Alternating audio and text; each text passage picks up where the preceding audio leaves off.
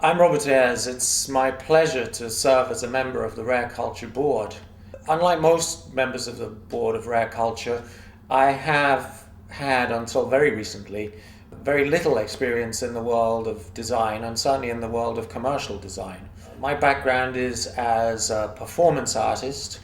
and more recently as someone who makes the little money that he does make by writing about art. I am, I suppose, an art journalist.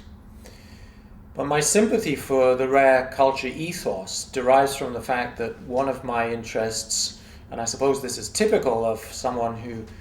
specializes in such an arcane area as performance art, my interest is in where one thing turns into another. An interest in what some people might call the liminal,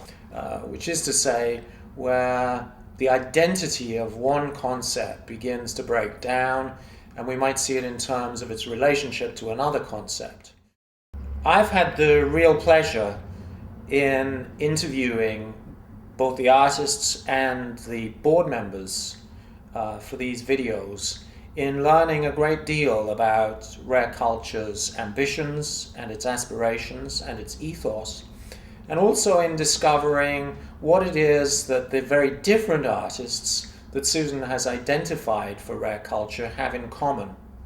And what they seem to have in common, regardless of the very different disciplines in which they work and regardless of the very different outcomes that they arrive at, what they have in common is a real feeling for the materials out of which their work is made and for the meanings that those materials might carry. Most of these artists, I would say all of them that I've spoken to, have a deep conceptual understanding of where their objects exist within the world of other objects and within the ideas that congregate around objects. There is a spirituality about the work that you'll find on RAREculture, and I think that that is quite unique. So my ambitions, my aspirations for RAREculture, again, are perhaps a little bit different to those that you've heard other people talking about, in that it seems to me that one of the things that they can do, that we can do, as well as making contacts between artists and the consumers of their work, is also, as I've seen demonstrated in the conversations that have happened between artists and between Susan and the artists that I've been privy to,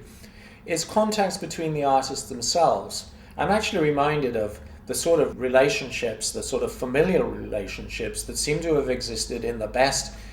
gallery circumstances, where a gallerist will bring together artists that they feel have something in common and something that they might learn from one another. To hear artists talking about where they source their glass, whether or not it's possible to print on glass, these are really important points of contact and really important conduits that RAREculture can set up between artists. It's been a real delight to have found myself in contact with Susan and with RAREculture, and I hope that you'll enjoy looking at the work that we offer and perhaps parting with your hard-earned dollars